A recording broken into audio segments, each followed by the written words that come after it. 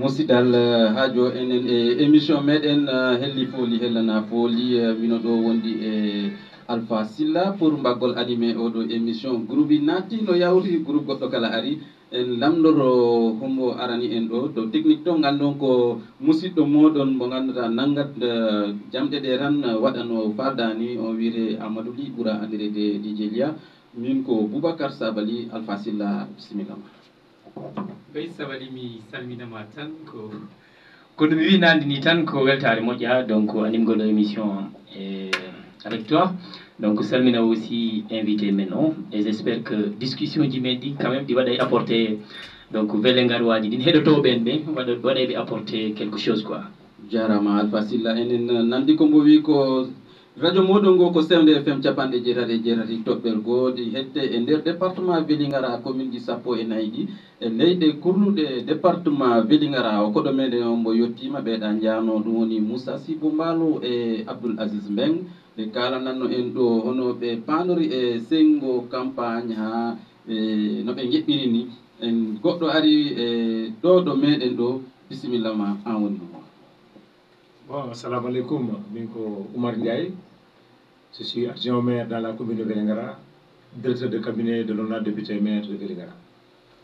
Monsieur Ndiaye, Oumar Ndiaye, yimɓe ɓe bi ko non ɓurima andirde minen ɗo noon ko woni tan o ko kalgol français sabu si a haali français a bete an yimɓe meɗen ɓe kettoroɓe en ɓe mbawata nande en paalata fayda hay si joom si yolla français on tawa ko yolluranta ko pulaar o ɓuuri hewde hen.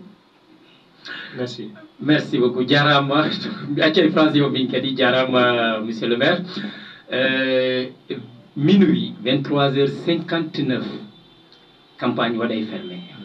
Donc, Django, peut-être, campagne à la, mais, Dove Django par exemple, Walla Django, journée on, ha dimanche, on a une coalition, Benno Boku Yakar, ko honnu woni programme on, ko honnu fala ɗon wadde walla ala onon kay on waɗi confiant tan dal joni campagne Paris on assure victoire.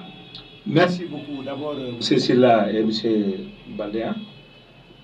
Mi salmini on pour la co-animation golle moɗon wadde ko radio ɗo vraiment à mon nom et au nom de l'ensemble des populations et au nom de l'honorable député maire mi salmini on mene weltani on mene jarama. Benno Bokk Yakar ko parti ko coalition mawɗo ko coalition manɗa ɓoyade élection donc ko politicien ji tentuɗi wonede makko donc à l'image du député maire de Vélingara ko yimɓe ɓe annduɗa jangguintake politique wonno ni soko mbiru ɓe no andi lambu on no andi gew ɓe jangguintake no watte donc par rapport aux élections a yi raɓɓiti ko d' abord koye nder lewru suuma e waɗa mais on yi stratégie mo Benno Bokk Yakar won wadde. C'est-à-dire, en termes clairs, aujourd'hui, mais on est en train de toucher les populations dans l'intérieur du pays. En termes de sensibilisation, la population a un programme, mais c'est à l'instant où on a des maillage au niveau communal, parce que la commune est gérée presque dans tous les quartiers de la commune de Vélingara. L'enjeu, vraiment, drainer Benno Bokk Yakar. Parce que maintenant, nous sommes des responsables politiques, nous avons des responsabilités. Moi, la responsabilité est de responsabilité à la gauche. Maintenant, on a un bilan. Député maire Vélingara, on a un politique. On a bien, Omar Ndiaye, Zul, Ibrahima, c'est-à-dire qu'ensemble, c'est un rouleau compresseur. Moi, on a hande. Ben so dara do be dani Abdou Meng do ibido men dani ko be haali ko o yi Moussa Sibou haali be fop woni e nder Benno Bokk Yakar des forces vives debbo e gorko mum dari no andina programme Amadou Ba e mi sikki non hande programme Amadou Ba on kala galle mo nattuda galle wi galle we mo landida programme o ay suko cukalen o haalnama système de vote o haalnama programme men jogi o donc expliquer be mais wadi be expliquer à travers des forats, à travers des débats, à travers des visites de proximité. On va tout dire à l'heure où je te parle. Dans tous les quartiers de la commune de Vélingara, on a tout à travers ton Benno Bokk Yakar, on a sillonné la commune de Vélingara. Ce Hunta Matan, Natama et Galegi. Donc, à 5 h du matin, on se manon, mais on va regrouper au niveau de la mairie, au niveau de la mairie, voilà, monsieur le maire, on tire le bilan. Monsieur le maire. Monsieur le maire, no souma o ardi e campagne ni nangodiri. Est-ce que sabu mawɓe ɓe ko ɓuri hewde ko ma enen joom sukaɓe ɓe si wattu joom humtiyantadi hori est ce que onon ko jaaron onon dérange mawɓe ɓe ko no ɓe mbalori ni est ce que ɗum o miijitima ɗum est ce que ko noon ponno ɗon wadde walla wona no ponno ɗon wadde saabu oɗo wattu mawɓe ɓe pi o wattu ɗi mbaali ɗi powri onon jahon onon mbatta bruit e dow maɓɓe mbaɗon ɓe dérangé est ce que ɗum kala koko fotano waɗede bon aɗa andi d' abord aɗa ɗum ñaga noon mais aɗa andi hunde no ardiri ni kono no wiyete ni comme no wiyete ni mi anda no wiyete ɗo e pulaar le serpent no ardiri ɗum woni comment dire le serpent en pulaar là non non c'est à dire le serpent leggal mo tawirima ko lappirtama c'est à dire hande ko mboddi voilà mboddi leggal mo tawirima e ko on faɗɗirtamo ala ñaaguiɗo on campagne waɗe e nder suuma e mais hande la force des choses addi ha woni nouveauté et les gens sont adaptés parce que yimɓe ɓen daari des stratégies pour no wawa wadde campagne o mi sikki noon guila fuɗɗi ha hande alhamdulillah rabbil alamina dérangeani tellement les populations parce que pourquoi parce que aɗa andi o politique ana sama kala ni c'est la vie des populations woni en jeu ko politicien jogui gurdan aduna o ko kamɓe watta définir la politique de la nation wona sama kala wiɗon min tawaka e ko ɗon noon ɓuɗɗa tawede kala wiɗo min wona haaju an sa nani goɗɗo no yaha jama goɗɗo no yaha waɗa ligguey mum pour la tranquillité c'est la paix et on paie noon ko politicien ɗi jogui ɗum parce que kamɓe watte la sécurité ndema kam remowo o et que c'est les politiciens qui définissent la politique agricole donc ayi donc tous les secteurs ko politicien on jogui ɗum ɗum wona sama kala donc je pense que aujourd'hui Sénégal ɓo yiyade élection ɓe jangguintaki élection no waɗirte ɓe mawɓe effectivement ɓene hormora ɓene jaga duwaw no wodi neydi noɓe yarante sans vraiment les occulter vraiment et respecter la religion mais quand même e nder neydi par ce que minen koye neydi min jangguina mi yaade mabɓe neydi min tawaɓe ɓe foti tawde ɓe min yewde mabɓe neydi andingol ɓe programme o min tawruɓe duwaw hanki tan mawɓe waɗi sage fini anecdote ceernaɓe tentuɓe e nder commune Vélingara e vers 19 heures ɓe ari ko galle monsieur le maire ɓe ñaganimo par ce que minen kala ko min watta ɓay minen andi ko duwaw naɓi leydi ni ko duwaw naɓi foof ɗum min jangguina hanki ɓe ari do galle monsieur le maire ɓe ñaganimo pour Allah waɗa jaam e nder Sénégal waɗa jaam e commune o waɗa jaam e département he mais natto ɗo e bismillah rahmani rahim mais gayna alhamdulillah rabbil alamin parce que aujourd'hui le pays est menacé pays on no hurɓini parce que aɗa andi élection c'est comme sa ƴetti lambu e mbiruya haymo ala dara moƴo wiye ko mbiru parce que c'est la liberté c'est la démocratie Moussa haalnima ɗo yaltude ɓe wi sa heeɓi oto kesso ata jonnu ɗum musidɗo maɗa jonnu ɗum musidɗo oto on qu'est ce que ça veut dire en terme clair c'est à dire sa heeɓi oto jonnu ɗum chauffeur wawɗo doguingol o manɗa fof no andi ko chauffeur mais sa jonnima wono Omar Ndiaye mo anda anda chauffeur anda no doguinte anda code de la route kala nattu en oto e kala ko heɓoy ɗon e ko ono waɗi ɗum c'est la même chose leydi okketake ɓe anduɗa ko apprenti ji ko samakalaɓe jogui ɓe o wiwoɓe hande ɓeɗe faala leydi ndin hay goto e mabɓe anda meeɗa wadde gérer le pays meeɗa wonde ministre meeɗa wonde DG meeɗa wonde maire ay président ASC meeɗa wonde donc wono ɓen façon sa okkiɓe leydi ndi Mamboy Diawo hanki ari ɗo waɗi bruit yimɓe ɓe piikuli Mamboy woodi no ko waɗi woodi ko wanno ɗo géré actuellement ko mbo maire commune no Kolda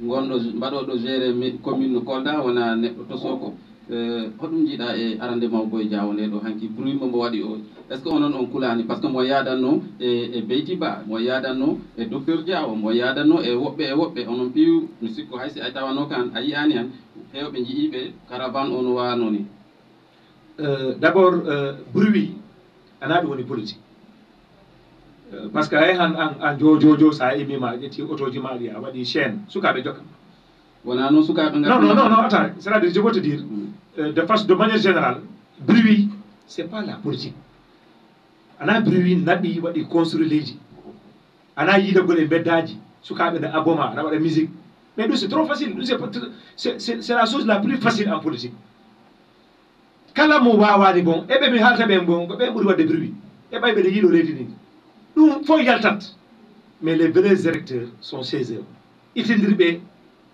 comment dirais-je la vraie réalité des choses ɓen ɗe jooɗi no ko andi bon Mamboy Diawo ko ɓiɗɗo leydi ndi effectivement il est maire de Kolda on est le directeur du CDC. Mais, vraiment, on a Yawagolmo, mais pour Menen, c'est un peu tôt pour Yawagolé ni Onyag.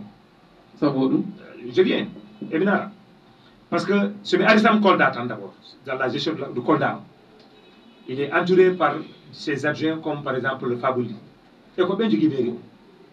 Il est le plus absent aujourd'hui dans la commune de Kolda. Les grandes réalisations, presque je peux dire que c'est l'État, avec Moussa qui est au conseil départemental. Mais en termes clairs, on doit à Kolda. Ça, je propose la question parce qu'Abid l'a dit. Je te réponds à ta question, à ma question que je t'ai posée. Mi wana mi politique mais anda ko ko dum adilam di ma. Ko no melandra non bima mi mambo ari do mi wiano mambo yod wadi ko dam bima mambo c'est le maire de Kolda. Ko wida mambo ko maire Kolda. Ko wida anandi ko pare mambo e to ko bima ko mambo ari do yimbe kebe ngam wadi bruit. Est-ce que onon on kulani mambo? Réponse ma on bi akam ben kuli wala men kulani. Non anando mi de men kuli wala men kulani. Parce que d'abord il est en train de gérer. Il est maire. Mais d'abord dans la mairie de Kolda, on va gérer. Parce que net,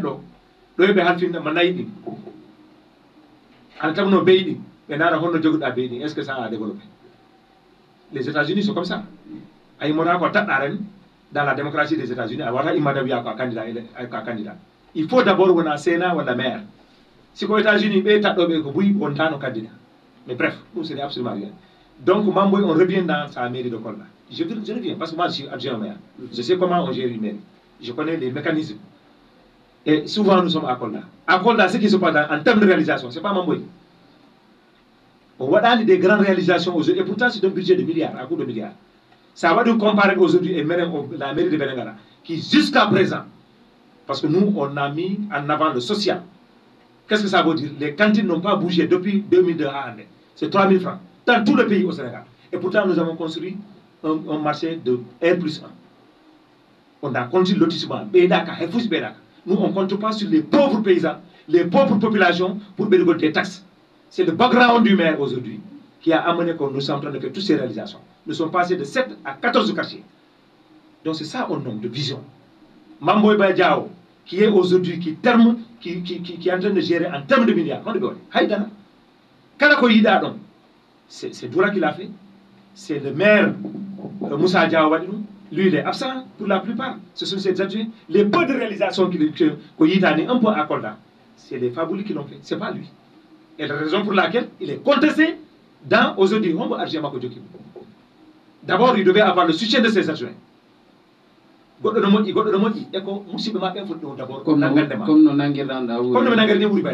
parce que si vous interpopulation, d'abord, on a 4 mandats. Parce que les élections locales, je te rappelle, en termes d'expérience, les élections locales, c'est les élections les plus difficiles.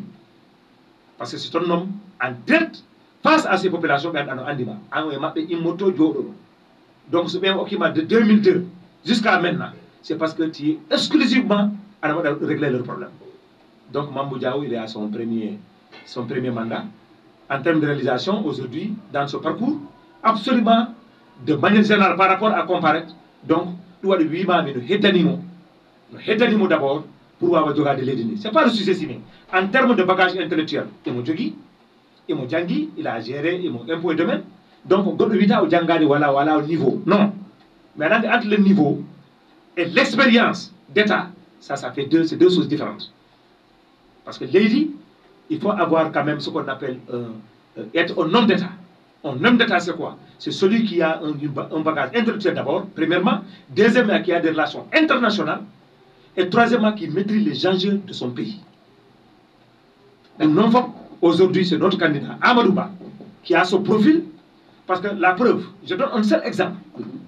Si on raisonnait en termes de parti et en termes de militantisme, Amadouba est le dernier arrivé au niveau de l'affaire. On a encore que non. Si on a dit qu'on doit vivre avec un auto, ata okido musido auto et musido mano. Jono musido auto. Macky Sall, qui aujourd'hui qui a géré pendant 12 ans ce pays. Si on a dans l'environnement immédiat de l'affaire, il y a des authentiques.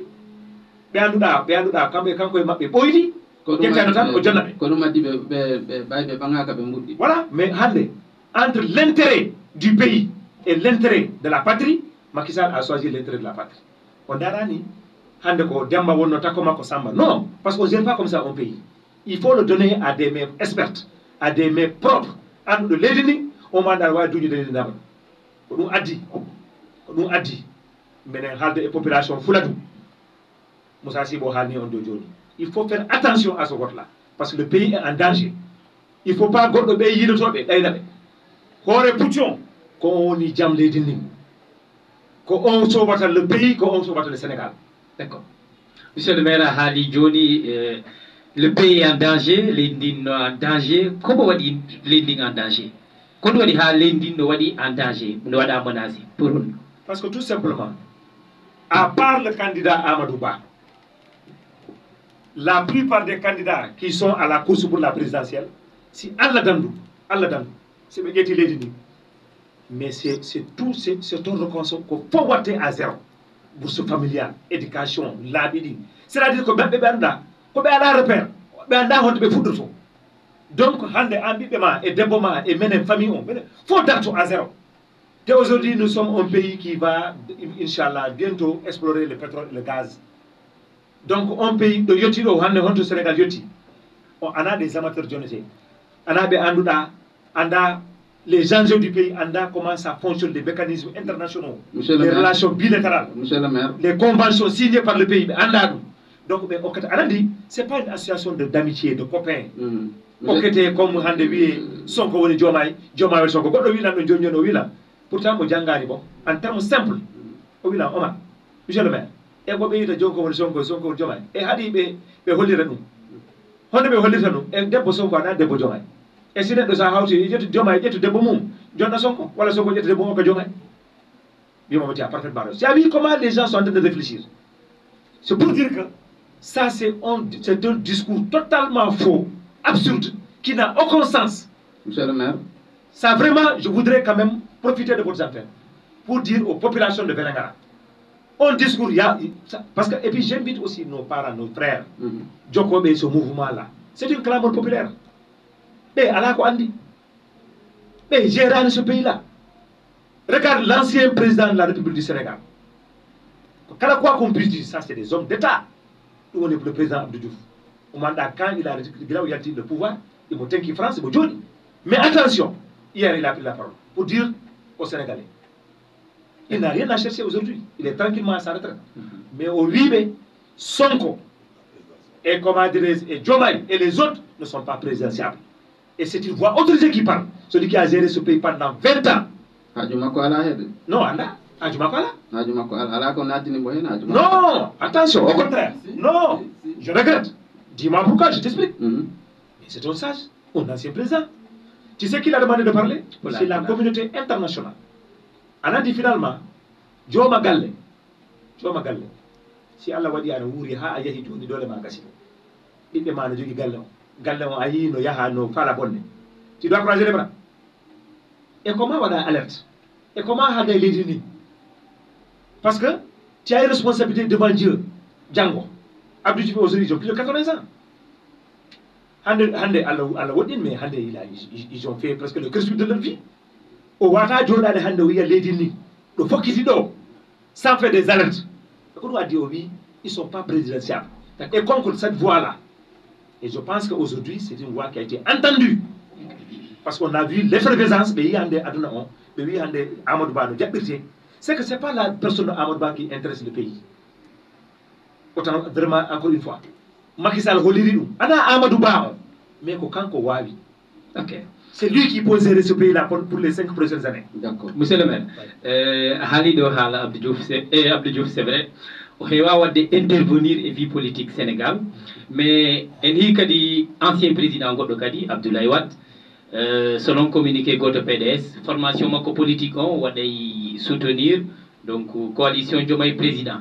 On a une alliance en tant que bon, en représenter, c'est un ancien du PDS et même Macky Sall qui est là, quand il est ancien du PDS. On a une alliance entre bon Diomaye président et le PDS. Anandi, oh non, vous êtes des journalistes. Mais Djaginda, on ce qu'on appelle le fake news. Anandi, l'opposition de ce Sénégal-là, la coalition Diomaye, ils sont très forts dans la manipulation. Ils sont très forts. Il n'y a pas une instance du PDS qui a fait ce communiqué. Ablaye Wade. Comment? Non, faut pas mettre sur les réseaux sociaux. Là, pourquoi? Mais Karim, il posté? Non, attends. Karim? Non, tu sais Karim. Mais toi, tout de suite, je peux prendre dans ton post, dans ton Facebook, je te fais dire ce que tu n'as pas dit. Ah bon? Oui, on peut me faire dire tout de suite, Obanlia a dit ça, fait que mes mères pirate. On pirate? Ouais, mais même tu connais ça mieux que moi? député du PDS, député du PDS, va s'exprimer là-dessus. Mais il a dit, non, d'abord, c'est faux. C'est ça que je veux d'abord éclairer. Tu sais, à l'heure là, plus on t'approche, plus il y a une confusion dans la tête des gens. Parce que nous, on connaît les maps. Mais il n'y a pas d'instance plus régulière que la télévision nationale. Ou bien, c'est pas accès à la télévision nationale, mais il y a les télévisions privées. Comme les télévisions privées il y a au Sénégal aujourd'hui. Mais Hombo Yida, de façon régulière, un point de presse, tenu par le PDS ou tenu par le secrétaire national, qui a dit on soutient clairement. On est dans la campagne là. Qu'on a rien comme communiqué, on qui est non, je te dis. Monsieur communiqué, c'est trop facile. Non, j'ai vu le communiqué. Mais comme il faut alors les commentaires, ma peut-être. Je ne commande pas. Je vais te dire simplement. Moi, je ne commande pas le faux. Je ne commande pas les écrits. Aujourd'hui, je te dis, on est dans la campagne électorale. Tout le monde a accès, surtout un leader comme Ablaye Wade. Un grand parti comme le PDS, ils ont des instances de communication. Pourquoi il y a en télévision, tout le monde les voit. Ils ont le porte-parole. Le groupe parlementaire du PDS, est-ce que qui vous avez vu en train de parler à la télévision? Vous savez, dans tous les plateaux présentement. Il y a quelqu'un d'ailleurs, tout de suite avant de venir à Walfadjri, qui a fait le démenti. Anandi, communiquer, ça c'est des écrits. Tout de suite, quelqu'un peut écrire tout de suite, Omar Ndiaye, soutien Diomaye Faye. Tout de suite, faire un communiqué au mandat là-dessus, on met des bénévoles. Mais ça, c'est trop facile. Ça, c'est de la manipulation. Ça veut dire peut-être, monsieur le maire, il y a peut-être comme don. Bon, on va y continuer. Voilà, c'est non, peut-être qu'on dit fake news. Voilà. Non, madame concédé. Nani a vu que les opposants, Mimi Vira Kari et Kari, ko Bengondani et Modombe, c'est pas une lady en copie foudite. Oui, Amanon, Napko lady, Lamago lady, ko Town Adonko. A itaradum ko a ɓeydirat tan ko ɗum mbiɗa par rapport à komi kaɗanane ko l'état c'était la continuité. D'accord, tu as parfaitement raison. L'état c'est la continuité. Guinness 1960 regarde tous les chefs d'état de ce pays là, tous les 4. C'est moi, celui qui a construit ce pays, qui l'a remplacé, c'est son ancien premier ministre d'abord qui l'a formé, Diouf, dans la gestion de l'état, qui est devenu son successeur. Après Abdou Diouf, c'est Ablaye Wade. Ablaye Wade, à un moment donné, dans le gouvernement élargi, on attend nous, il a occupé des postes ministériels. Donc quand il a la gestion, il a vu comment on gère le pays, il est rentré dans le gouvernement sénégalais. Après Ablaye Wade, c'est Macky Sall. Macky Sall qui a été Premier ministre, ministre de l'Intérieur, etc., etc. Donc Kankari, Assemblée nationale, Kankari, il a un background. Ensuite, c'est qui? On va le donner à Amadou Ba. Nous, la coalition Benno Bokk Yakaar. Parce qu'on suppose que il y a aussi comme fala mahalani quoi wonani comment almudo mum awata wode Thierno mum Bassirou Diomaye Faye et tous ces racailles là qui est derrière. Et qui est l'homme d'État? Ana fita mi jangi école, j'ai mes diplômes, je suis ingénieur, je suis cela. Il faut être dans l'arcane de l'État pour pouvoir prétendre à diriger un pays. On ne peut pas donner ce pays à des aventuriers. On ne peut pas donner ce pays à ces plaisantins. Parce que le pays, c'est une affaire très sérieuse. Au peuple, ok, ça doit et que nous, je parle au peuple. Dans ma localité, je m'adresse aux populations de Vélingara. Donc je parle au peuple. Par la voix de votre radio. Donc, Lady Okata est fidèle à la gueule. C'est trop sérieux parce que la sécurité, ko jande, ko demal, ko kala ko wala miijaade e ko anda ko ngalu. To sengo demal to mi faala daro den ɗon seeɗa remoɓe ɓe musidɓe men remoɓe ɓe kamɓe pi ɓe loowi gerte maɓɓe ɗe goɗɗe puɗɗi wudde kabir ɓe coñi haajo gerte ɗe ɗin toon jeeyaka waɗaka hono jiiruɗa politique moɗon on ɗo sengo. Non, on est dans la campagne. Dans la campagne agricole même. Parce qu'on est juste là, d'où l'intérêt quand même de voter à Amadouba. Parce que déjà, c'est la continuité. On a continué mon avis. Et qu'on a de continuité. Infrastructure, gestion là. On a de continuité. Gestion là. Comme exemple. Comme exemple. Ayani an do. Et ayani wada continuité. Et Moussa Si voilà donc Dakar woni. Ndar ko no wata gérer radio. Et que parce que tu as géré la radio. Et que parce que tu as eu des émissions. Ah ici là. Adou Django Omar il y a tout il y a la continuité. Je vais gâter d'abord d'abord ordinateur mon. Non, pas dans. Non, attends. Non, pas direct. À la continuité oui. Parce que il fallait que vous dinde. Parce que si vous dites peut-être imaginer. Anna de football ni ko micro. Regarde les questions pertinentes à la poser. Parce que je connais à Ori et radio. Anne Moussa Sibo on est Dakar pendant 5 à 10 ans. La continuité radio, la preuve radio Daraki. Comment remplacer Moussa Sibo? C'est les anciens de la radio, radio. Qu'est-ce qu'il va me poser comme question? Quoi Djangani a wata wate? Quoi Djangani, tu ne peux pas restituer ça. Donc la continuité, il faut le comprendre par quelqu'un qui connaît l'expérience, qui a de l'expérience. Si je reviens pour ces gens-là, on a dit campagne électorale. Koussamakala, Kofitu Laragul, Bruit no Vidani, Radio Novuba, Anafopane, Sika Aonton.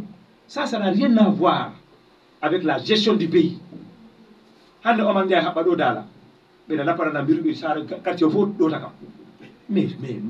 je peux danser, je peux faire du bruit.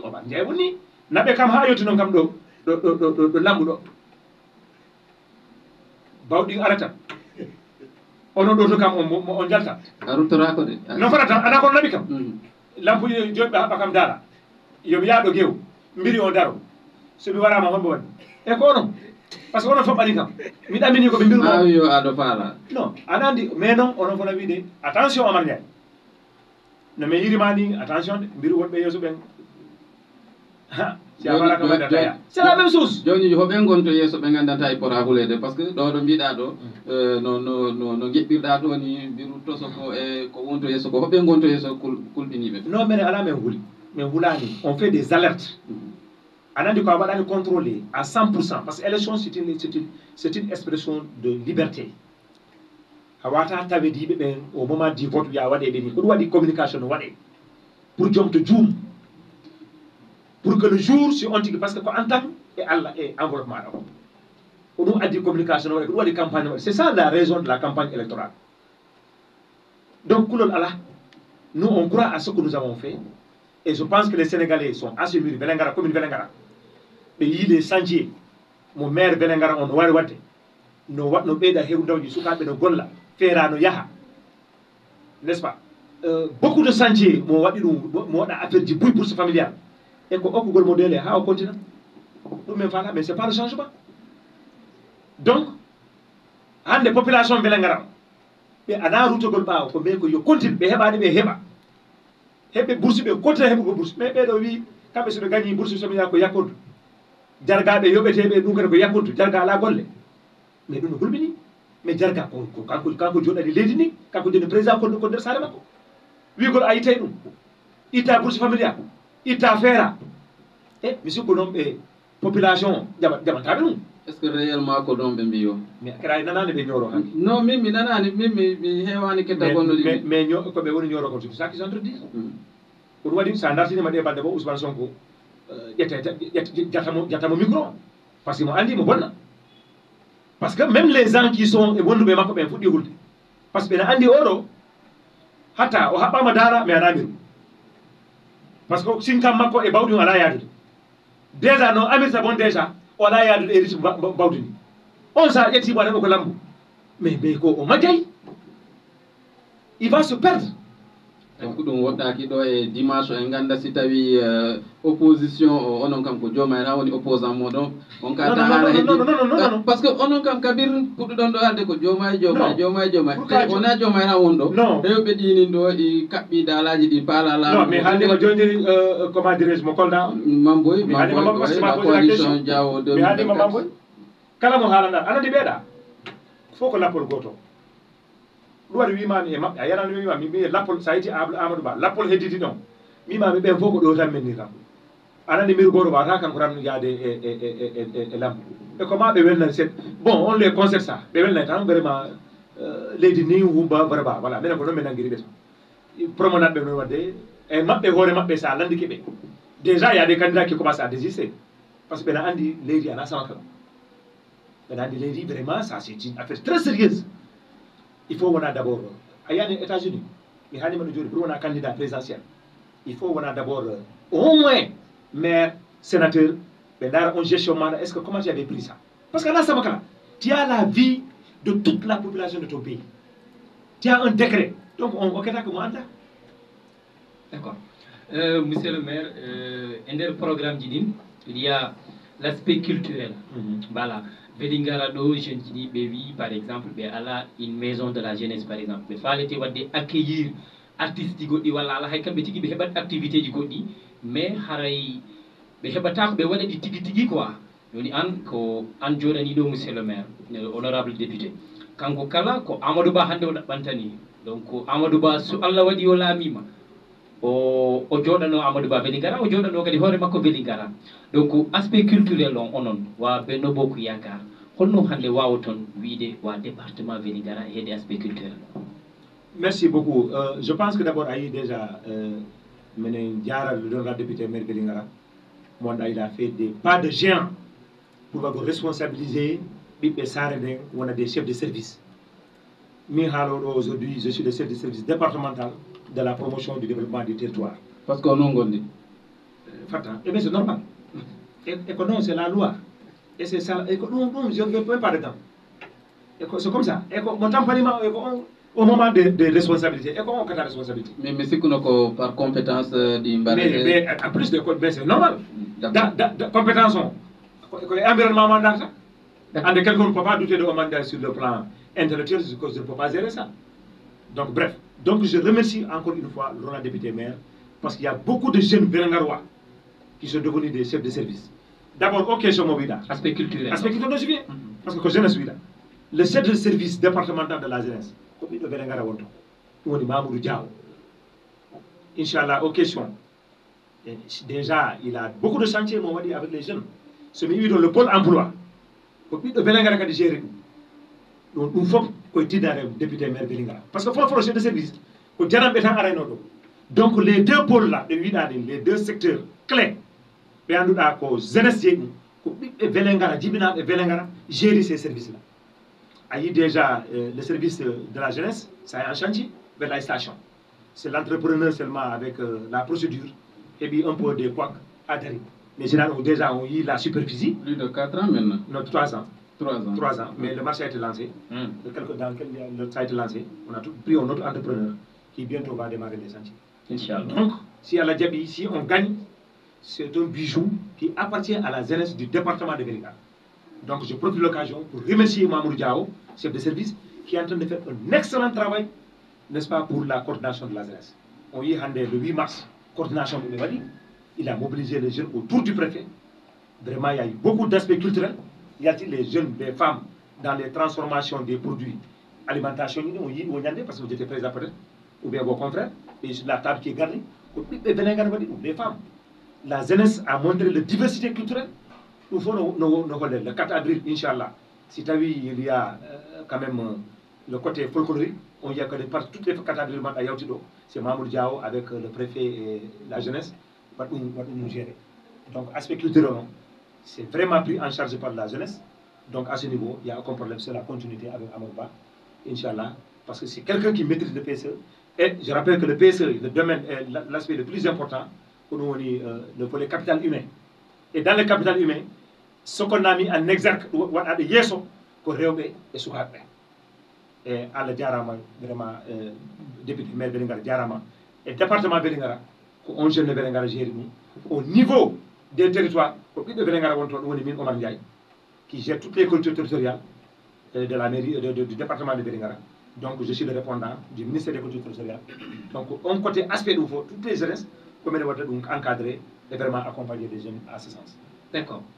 Mi arta kadi e domaine goɗɗo au delà de l'aspect culturel hino ɗo la lancinante question de l'emploi jeune ji hewdi e nder Vélingara ɓe waɗa taxi woɓɓe heureusement ɓe waɗama inséré e nder programme ji heewi dawni wayni comme UCG walla ala woɓɓe kadi walla woɓɓe kadi comme les femmes ɓe waɗama inséré feera est ce que oɗon jogui programme pour les jeunes par exemple taximan annduɗa ɓe heeɓi bac miɗo andi woɓɓe ɗo ɓe jogui bac mais ils sont là ɓe waɗa taxi peut être que 2000 ɓe heɓata journée o peut être des fois yonta ɗum ça ɓe ɗo ɓe ala ko ɓe yaha ɓeɗe jogui diplôme ji mabɓe ɗo mi ardani joni joni j'étais avec mon ami Sow je pense qu'une trentaine de jeunes taximan 3 roues waɗi me recevoir tout à l'heure n'est-ce pas dans le site Tawrata ɓeɗe on exposé doléance ti mabɓe non d'abord nous féliciter nous encourager ɓe ñaagui men ɓe eɗanaɓe a waɗi ɓe accompagné oui je viens c'est-à-dire il y a beaucoup de jeunes on ɓe anda ko taxi bande yonno ɓeɗe programme hewndamni il y a beaucoup de jeunes actuellement à l'heure où je te parle ils sont enrôlés par le pôle emploi. Il y a plus de 400 jeunes. Ils attendent le permis de conduire. Financé par la mairie, par l'État, vraiment avec le pôle emploi. Au Watani, ils sont dans l'apprentissage. Parce qu'à pour les jeunes, il faut l'aider à se professionnaliser. Il faut l'aider à avoir une qualification. Donc c'est ce que nous sommes en train de faire. L'État a compris ça. Un de ces jeunes-là, ce baby, ce permis de conduire, mais ils seront employés dans des entreprises.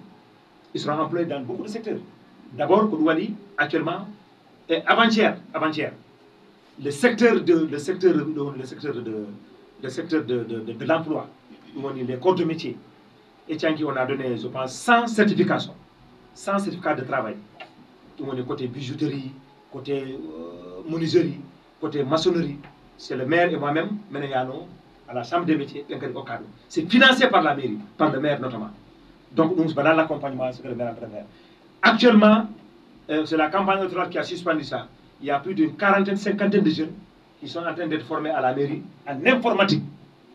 On a tissé une relation avec le pôle emploi, avec SIFO, qui est en train de former ces jeunes-là. Donc, bref, aujourd'hui, ça arrive dans tous les secteurs. On est en train de donner une qualification aux jeunes. Comparé à une entreprise qui vient, il a besoin d'une main-d'œuvre. Il a besoin, par exemple, qualifié. Il a besoin, par exemple, la menuiserie. Il a besoin, c'est des corps métalliques. Mais si tu as vu, ils n'ont pas cette qualification. On va dire ça. On nous a dit, nous sommes en train de les aider d'abord à se qualifier, à les aider à se formaliser pour vraiment qu'on les accompagne. Parce qu'on a fait l'expérience. Tu peux prendre 10 millions, 15 millions, 20 millions au cas des jeunes. S'ils ne sont pas formés, mais c'est du gaspillage.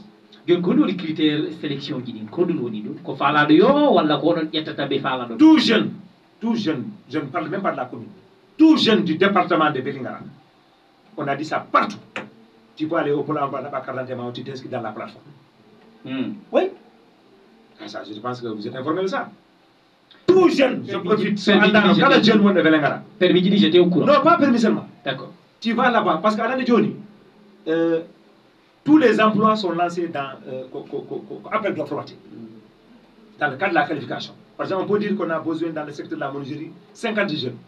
Si tu es dans la plateforme, parce qu'effectivement, on peut aller dans la démocratisation de l'emploi. C'est-à-dire, on peut sortir de clientèle politique. Comme le dit Johnny, l'expérience, c'est-à-dire et la qualification. On veut prendre des jeunes qui sont qualifiés.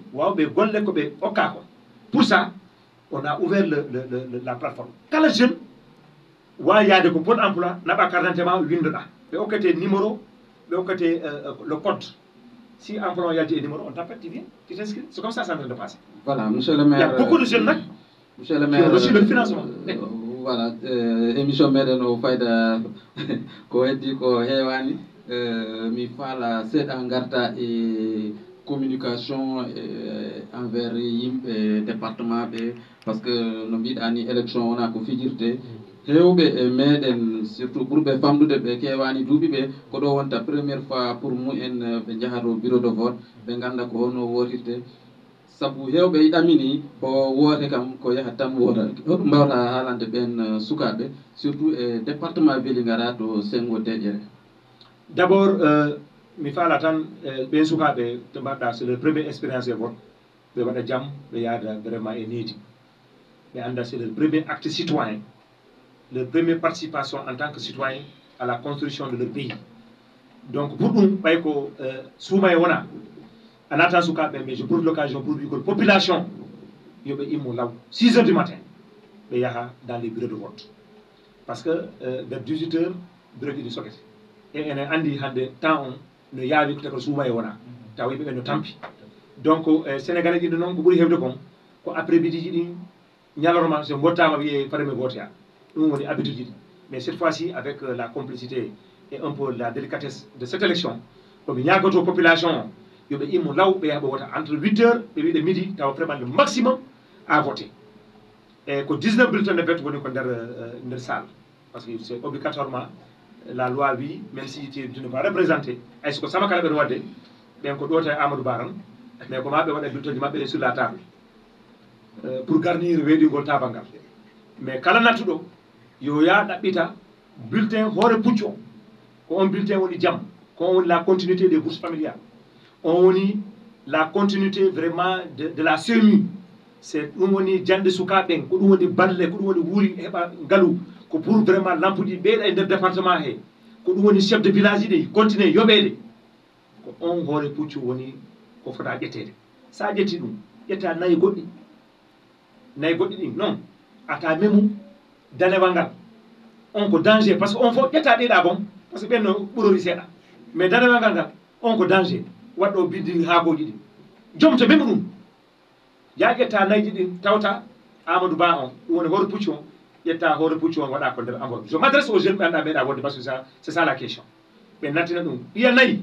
ɓe wawa ɗum ko poche maɓɓe ɓe weddoyo ko yaasi ɓe oka yewoɓe guerte ɓen voilà waɗoɓe mburu pour waɗa ɗum voilà ça soji sandisement wawa hebde vraiment par ce que ɗin kaydiji walla population pour wawa voilà jogoɗa mburu ma walla akara maɗa o ƴetta hoore pucci o par ce que ça qui est sérieux ko ɗum woni gonga on ko ɗum woni nafoore nde jom waɗa ko enveloppe nattinoya ko nder urne voilà l'acte si joom waɗi ɗum so wi hoore mum so wi musidal makko ngal so wi Vélingara so wi département so wi Sénégal voilà ko ɗum yinomi ɓeydana population voilà musidal kette rewɓe Sewde FM ko ɗum wonno émission meɗen politique en jiidi e maɓɓe ɗe bi balɗe ko mbaɗiniɗo adde ɗo ko Oumar Ndiaye mo gandanta kañ woni adjoint au maire de la commune de Vélingara l'honorable député Mamadou Wuri Baylo Diallo en calminimo en jetti le président du conseil départemental de Vélingara Ibrahima Diawando Bari e kala gonɗo ɗo ɗo département ɗo